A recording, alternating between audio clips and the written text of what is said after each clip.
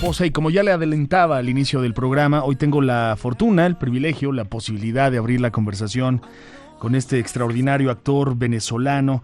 Usted lo conoce muy bien porque lo ha visto en trabajos como El Ultimátum Born, en El Che, El Argentino. También seguramente lo recuerda por su papel en Carlos el Chacal.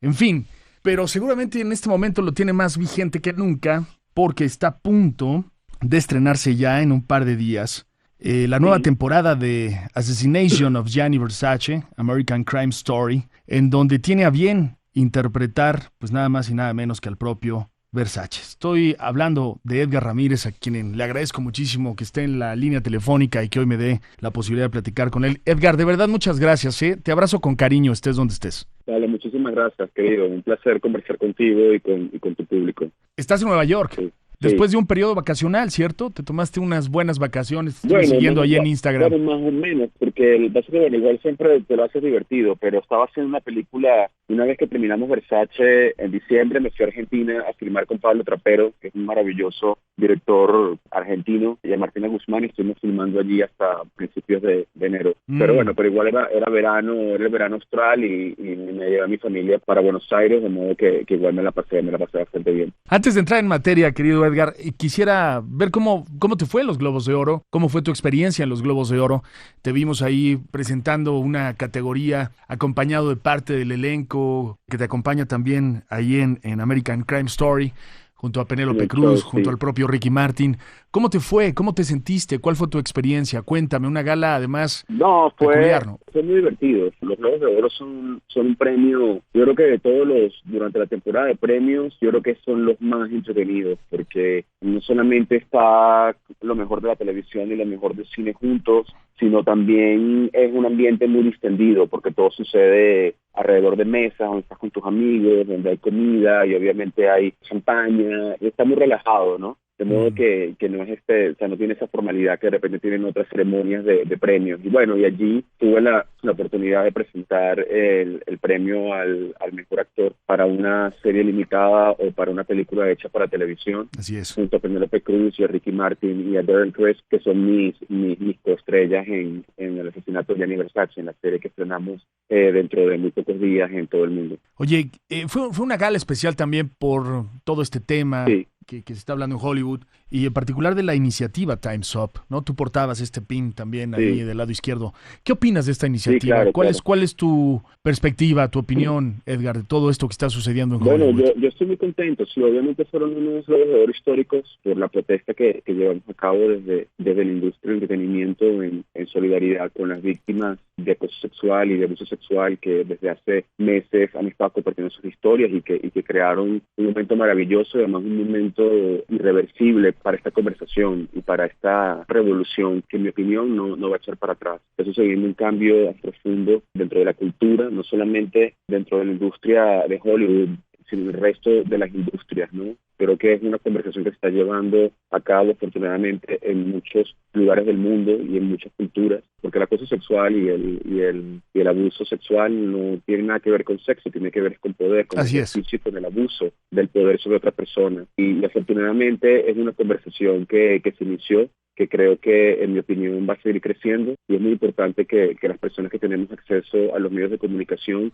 la sigamos avivando, ¿no? Para que cada día podamos tener un mundo más igualitario, un mundo donde además no dejemos de ser víctimas de estereotipos de género y que las decisiones de nuestras vidas no estén basadas en nuestro género, ni en cargas, ni en presiones, ni en la obligación de alguna manera encajar dentro de un molde que te es incómodo de acuerdo a tu género. Yo vengo hablando de asuntos de género desde hace tiempo, desde hace mucho más tiempo, antes de que explotara de todos estos casos de abuso sexual entre la industria de Hollywood, a partir del caso de Harvey Weinstein en octubre del año pasado. Yo soy embajador, afortunadamente tengo el gran privilegio de ser embajador de He for She, que es el movimiento de solidaridad por la igualdad de género que promueve las Naciones Unidas desde hace más de 3 años. De modo que es un tema que es muy cercano para mí y obviamente fue para mí muy, muy importante. Fue un gran placer y una maravillosa responsabilidad hablar de eso durante la ceremonia de los Globos de Oro. Sensacional, Edgar, escucharte hablar así. Oye, déjame echarme un poquito para atrás en tu carrera, porque hay un hecho que me llamó mucho la atención que quiero confirmar contigo.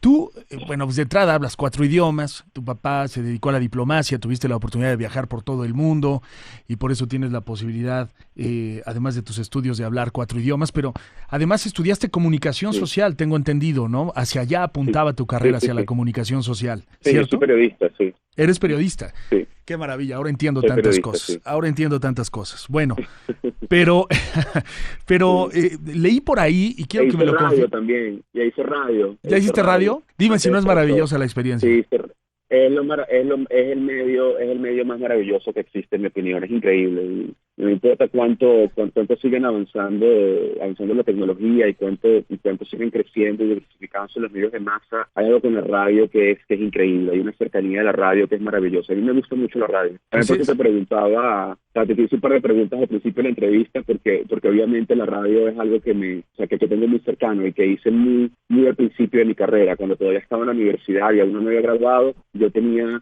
un programa de capsulitas sobre cine, en un programa que era muy popular en esa época en Venezuela, de modo que me gusta mucho la radio. Ahora sigo comprendiendo más cosas, Edgar. Cada vez, entre más hablo contigo, más 20 me caen. Ahora entiendo, sigo entendiendo más cosas que tienen que ver contigo y con tu éxito y con tu manera de ser, además. Muchas gracias. En este sentido iba a que todo pintaba para que tú te dedicaras precisamente al periodismo, a la comunicación social, allá en Venezuela. Pero ¿es cierto que hubo un mexicano que tuvo que ver en tu inicio como actor? Claro. Y ese mexicano es un entrañable amigo mío, que además quiero y respeto muchísimo. ¿Guillermo Arriaga? Guillermo Arriaga. Vaya. Sí, Guillermo Arriaga es mi mentor. Guillermo Arriaga básicamente fue la primera persona que me dijo, tú deberías ser actor, no sé qué estás haciendo tú aquí. O sea, bien que estés aquí, pero tú deberías ser actor. Él me vio en un cortometraje que yo hice para la universidad, pero un cortometraje que hice para un amigo mío que era director en esa época. Y él quería hacer un cortometraje experimental en esa época y me pidió el favor a mí y a otra amiga para que lo hiciéramos, y resultó que el corto le fue bastante bien en un festival que se organizaba en la universidad, que se llamaba VIAR, que era un festival muy importante en esa época a nivel latinoamericano, pero a nivel universitario. Y nosotros incluso viajamos a México con el festival, y el festival también viajó a Argentina y a Colombia, recolectando diferentes cortometrajes de las diferentes universidades. Y Guillermo, que fue profesor de la Universidad Iberoamericana en Ciudad de México, a él lo invitamos como parte del jurado de este festival. Y yo, un día, un amigo mío me dice, mira, Edgar, ¿no quieres participar en este corto? Y yo, bueno, ¿qué? ¿Pero qué hay que hacer? No, nada, simplemente tienes que ponerte ese traje de látex, teñirte el pelo de rubio y darte unos besos con esta chica que va a hacer lo mismo. Y yo dije, bueno, ok, perfecto, vamos a hacerlo. Y al final hice el cortometraje y terminó ganando mejor corto experimental. Guillermo me vio allí y me dijo, oye, güey, no sabía que tú eras actor. Y yo digo, no, es que yo no soy actor. Y me dice, yo estoy haciendo esto como un favor. Y digo, mira, hay una película que yo estoy terminando de escribir, que voy a también a ayudar a producir, y me encantaría que vinieras a México y conocieras al director y a los productores, a la gente que está involucrada, a ver qué pasa. Yo creo que será bueno para uno de los personajes. Y al final, nada, yo estaba haciendo mi tesis, estaba terminando la tesis, estaba en planes de irme a hacer una pasantía al Tribunal de la Haya, porque habían comenzado los juicios de los Balcanes, y tenía la oportunidad de trabajar allí en el Departamento de Comunicación. No pude ir a México, no pude hacer lo que él me pidió que hiciera, y 2 años después ya estoy yo trabajando en Venezuela en política, estoy ya como periodista de La Fuente Política, y Guillermo regresa a Venezuela, pero esta vez no venía de México, sino venía de Cannes, y la película en la que él me ofreció la posibilidad de estar era Amores Perros. Vaya. Entonces, así fue que entonces ese mismo año decidí intentar esto de la actuación, y bueno, aquí estoy. Es increíble la historia, ¿no? Es increíble, la verdad es increíble. Sí, Guillermo es una persona muy cercana a mí. Yo lo aprecio, lo admiro, lo quiero y le agradezco. Qué bueno, me contenta mucho escuchar eso. Qué sí, bueno. Sí. Bueno. Por eso me llenó más de emoción saber que también tenías una relación ahí cercana con él, o había influenciado en tu vida de esta manera. Claro, entonces ya tú y yo somos amigos, ya. Esto es así. Gracias, querido. El camino está recorrido. Gracias, querido, lo aprecio muchísimo. Oye, ¿ya leíste El Salvaje, su más reciente libro? ¿No lo has leído? No lo he leído todavía. Qué bárbaro. Te lo recomiendo, no sabes cuánto, de verdad, ampliamente, haz lo posible por conseguirlo. Es una belleza de libro. Sí. Es de lo mejor que he leído últimamente. Sí, no, le ha ido muy bien, ha tenido mucho éxito, estoy muy contento y muy orgulloso. Pero me lo comienzo pronto, que eso es parte de mis propósitos de Año Nuevo. Sensacional. Tengo que leer más. Es muy importante ejercitar y mantener muy bien ejercitada la abstracción de todos los libros, te lo va a leer buenas novelas, lo que se mantiene la abstracción que te la mantiene a pie del cañón. Oye, pues seguramente nos está escuchando o nos va a escuchar, así es que si le quieres decir algo a Guillermo, aprovecha. Seguro, y me va a madrear otra vez para no ver cómo para leer el libro todavía. Bueno, no te digo yo, eso es un tema. Te lo digo. Bueno, ahí está. Bueno, ahí está, esta que es la primera parte de esta conversación que sostuve con Edgar Ramírez, este actor venezolano, tipazo. Voy a la pausa comercial y les sigo presentando la segunda y última parte de esta amplia entrevista en donde, como ustedes pudieron escuchar, habló de todo. Al regresar vamos a hablar de Bright, vamos a hablar de American Crime Story, vamos a hablar de, en fin, de otras muchas cosas interesantes con el actor Edgar Ramírez. Dándole esta conversación amplia, muy divertida, por lo menos para mí, espero que para ustedes también, interesante, con este actor venezolano llamado Edgar Ramírez, quien en este momento pues está muy ocupado con la promoción de esta serie llamada El asesinato de Gianni Versace. Es parte de American Crime Story, arranca en un par de días. Él interpreta nada más y nada menos a Gianni Versace, es uno de los papeles más importantes en su carrera sin duda alguna. Le voy a presentar la segunda parte de esta entrevista, y en esta segunda parte pues habla específicamente de por qué es tan importante para su carrera interpretar a Gianni Versace. Habla de la homofobia, habla también de Bright, de su trabajo en Bright como este agente elfo.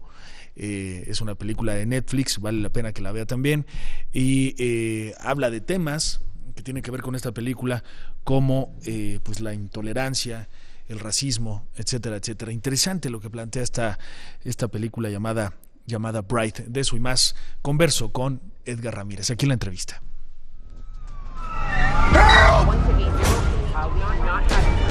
Shortly before 9 a.m., fashion designer Gianni Versace was shot on the steps of his villa. Pronounced Versace. Singer? That's Liberace.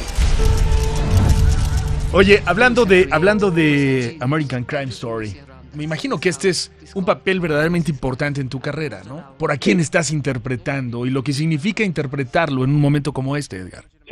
Sí, no, es un proyecto maravilloso, y obviamente, bueno, Gianni Versace es un personaje icónico, no solo por lo que él representó en el mundo de la moda, sino por la sensibilidad y la capacidad que tuvo de crear una cultura a partir de su trabajo como diseñador. O sea, nosotros vivimos en una época que de alguna manera Gianni ayudó a crear, para bien o para mal, pero este matrimonio entre la sexualidad y el glamour, entre la fama, la celebridad y la moda, esta cultura del bling, la exacerbación de lo flashy, de lo ostentoso, es algo que Gianni comprendió muy bien, es algo que Gianni llegó a crear. O sea, tenemos que recordar que en los años 70 fue la explosión de la sexualidad, el amor libre, había un elemento de decadencia en los años 70 que, al mezclarse con la opulencia y con el dinero y con la exacerbación del dinero de los 80, creó una explosión por la que todo el mundo se volvió loco en los años 90, y eso fue algo que Gianni procuró y creó y materializó en su trabajo. Así es. Él fue de alguna manera el diseñador que necesitaba esa época para explorar esos nuevos deseos, la capacidad de también proyectar tu individualidad a través de la moda.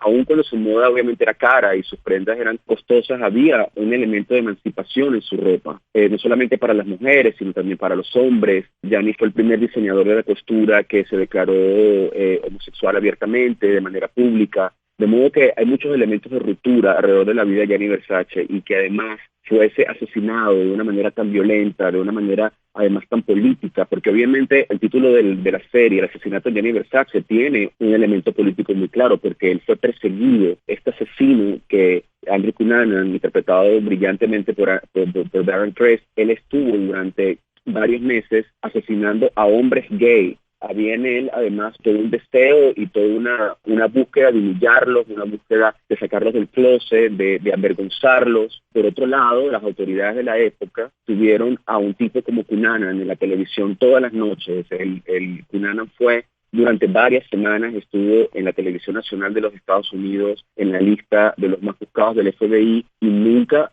pudieron dar con él, aun cuando llegó a Miami 9 días antes de asesinar a Gianni. Nunca pudieron dar con él porque básicamente en esa época, apenas hace 20 años, un hombre que estuviese matando a otros hombres gays no representaba una amenaza para la sociedad. Así es. Entonces hay toda una exploración de estos hechos y del estado de las cosas en el mundo y en los Estados Unidos en ese momento que nosotros exploramos en la serie. Y eso es algo que obviamente a mí me parece interesantísimo y me parece importantísimo. Tiene que ver directamente con la homofobia, también es un llamado de atención, ¿no? Claro, ese es el tema principal de la serie. Básicamente lo que mata a Gianni Versace es la homofobia, o sea, el elemento que regresa una y otra vez cuando miras esta investigación, es el elemento del Don't Ask, Don't Tell, ¿no? De los años 90, o sea, es casi como la negación de la existencia de un mundo gay allá afuera y de la negación de la sexualidad. Es algo que es muy interesante y que es un tema al que no le huimos para nada los que estuvimos involucrados en la serie. Y todo uno de los grandes talentos que tiene Ryan Murphy, que es nuestro productor y el que en Estados Unidos le llaman el showrunner de la serie, es que encuentra historias que son dramáticamente electrizantes, dramáticamente interesantes y al mismo tiempo historias que hablan sobre temas que son relevantes social y culturalmente, temas que nos tocan directamente. Así es. Y eso mismo hizo con La Gente versus O.J. Simpson, que habló básicamente del racismo y del choque de clases a través de esta historia.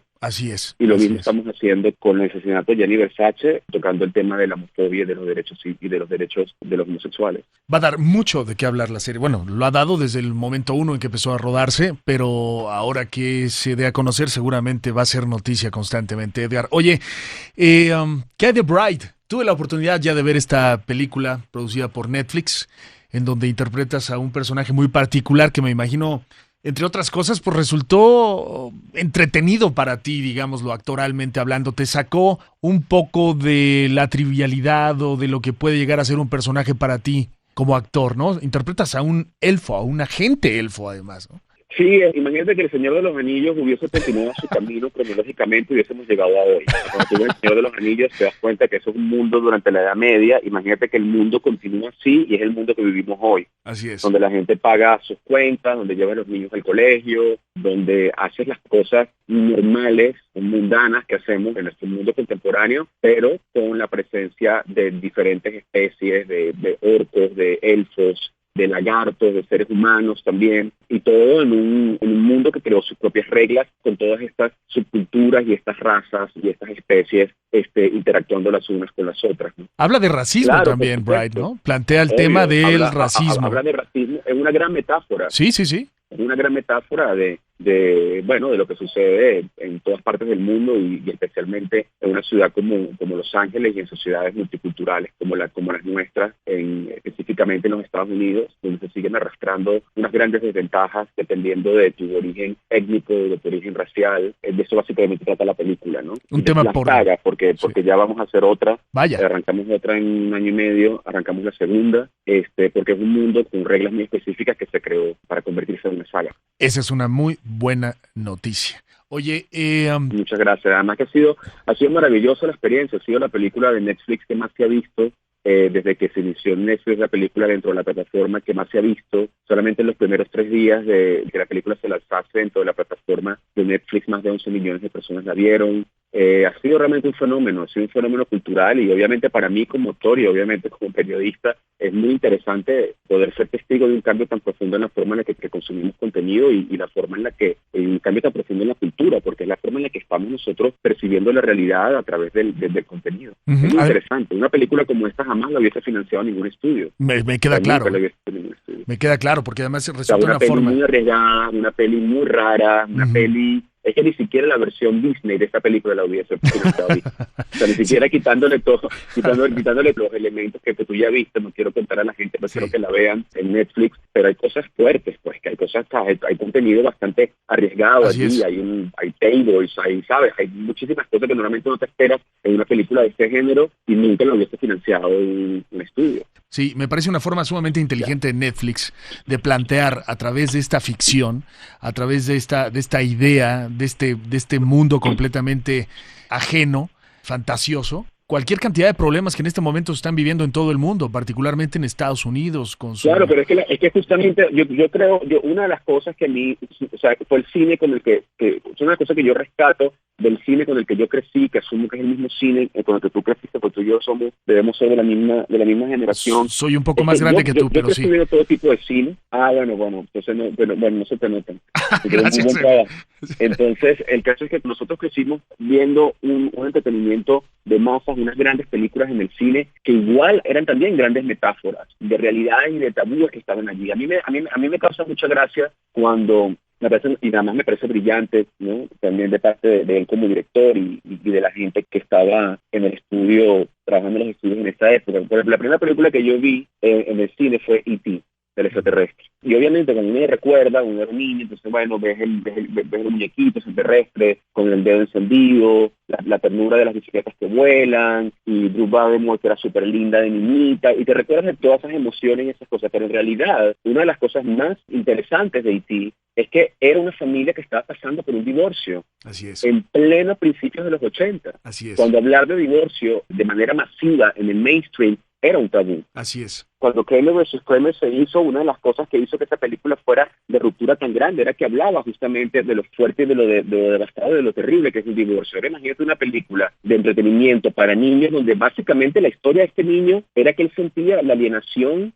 que puede sentir cualquier extraterrestre que llega acá en el momento en que tu mundo cambia para siempre, cuando tus padres se separan a una edad muy temprana. Uh-huh. Y te habla del divorcio, te habla de un tabú, te lo pone enfrente y no te dabas cuenta, pero también estaba presente. Entonces yo creo que ese es el entretenimiento necesario. Así y una de las es. cosas que a mí me parece brillante de Bright, aun cuando muchos críticos cuando salió no lo vieron así, pero es que te habla de temas que nos atañen a todos, sobre todo los que vivimos en países con sociedades multiculturales donde hay una tensión enorme entre los diferentes grupos étnicos y raciales, pero sin hacerte una apología del racismo ni tampoco sin que parezca un panfleto. Y yo creo que cuando las películas no son panfletarias son mucho más efectivas. Entonces es un entretenimiento que si tú quieres, si estás abierto a ello, te permite tener una reflexión más profunda del mundo que te rodea y de cómo tú te ubicas dentro de ese mundo. Totalmente de acuerdo contigo.